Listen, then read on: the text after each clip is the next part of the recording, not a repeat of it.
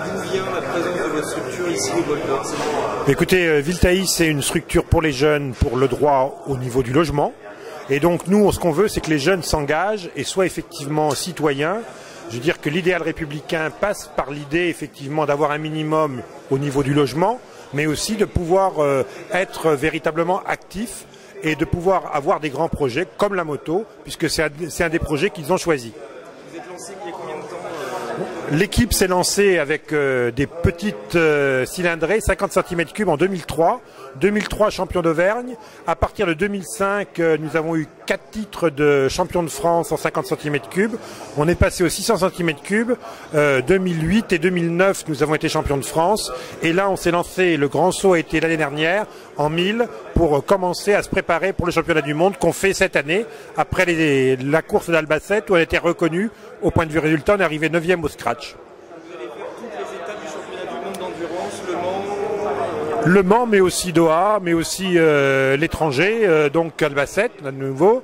C'est un très très gros pari, mais je pense qu'on y tiendra. C'est vrai qu'en tant que président, moi, j'ai maintenant beaucoup de cheveux blancs, donc il n'y a pas de souci. Mais je veux dire, pour boucler le budget, c'est toujours compliqué, vous comprendrez.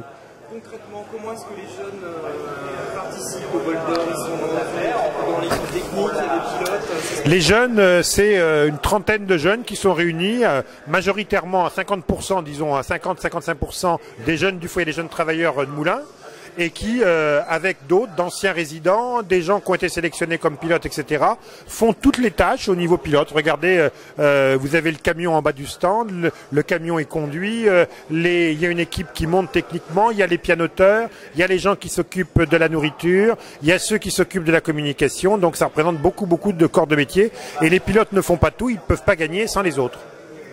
Et au quotidien, depuis que vous êtes lancé dans la moto, est-ce qu'il y a eu un impact de ce projet sur leur réussite professionnelle? Alors sur leur réussite professionnelle, nous avons beaucoup de partenaires privés.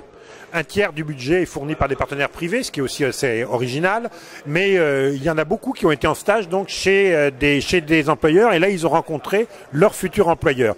Donc à partir de là, l'année dernière, avec l'aide du Conseil général de l'Allier et du Conseil régional d'Auvergne, nous avons lancé le pôle de compétition et d'insertion, et une première promotion de 12 jeunes mais très loin de l'emploi ont passé par le team, et il y a eu les 2 tiers qui ont effectivement réussi leur insertion professionnelle.